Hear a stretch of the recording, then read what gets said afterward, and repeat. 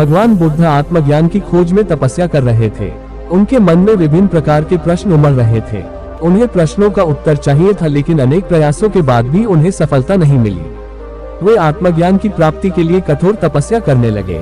अनेक कष्ट सहन किए, कई स्थानों की यात्राएं की, परंतु जो समाधान उन्हें चाहिए था वह उन्हें मिला नहीं।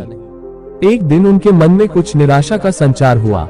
सोचने लगे, धन, माया, मोह और संसार की समस्त वस्तुओं का भी त्याग कर दिया, फिर भी आत्मज्ञान की प्राप्ति नहीं हुई।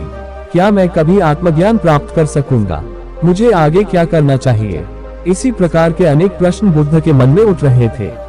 तपस्या में सफलता की कोई किरण दिखाई नहीं दे रही थी और इधर बुद्ध ने प्रयासों में कोई कमी नहीं छोड़ी थी।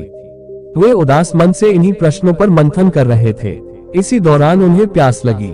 वे अपने आसन से उठे और जल पीने के लिए सरोवर के पास गए। वहां उन्होंने एक अद्भुत दृश्य देखा। एक गिलहरी मुंह में कोई फल लिए सरोवर के पास आई।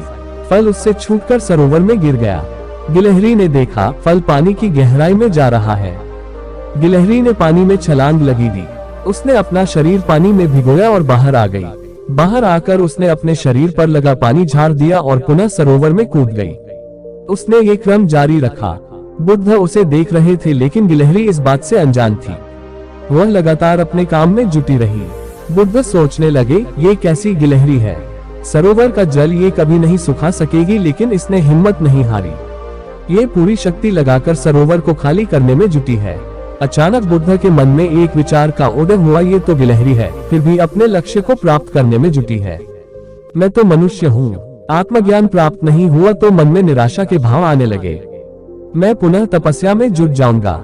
इस प्रकार महात्मा बुद्ध ने गिलहरी से भी शिक्षा प्राप्त की और तपस्या में जुट गए। एक दिन उन्हें आत्मज्ञान प्राप्त हो गया और वे भगवान बुद्ध हो गए।